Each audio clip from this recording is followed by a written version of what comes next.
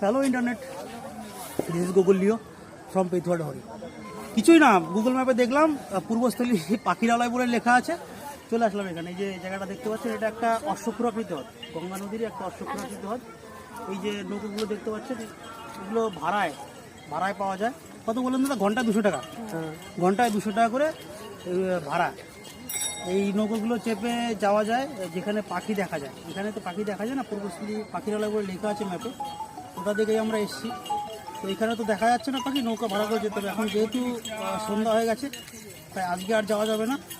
আর এখানে যারা লোকাল আছে তারা বললো যে 1 জানুয়ারির পর থেকে পাখির দেখা পাওয়া যায়, যেতে হবে। কত ঘন্টা লাগে? এক্ষেত্রে মিনিমাম যাতায়াত 3 ঘন্টা লাগবে। আচ্ছা, যেতে আসতে 3 ঘন্টা, মানে 1.5 ঘন্টা দূরে এখান থেকে নৌকা ভাড়া করে যেতে হবে। তাহলে আমরা সেই জায়গাটা দেখতে পাবো।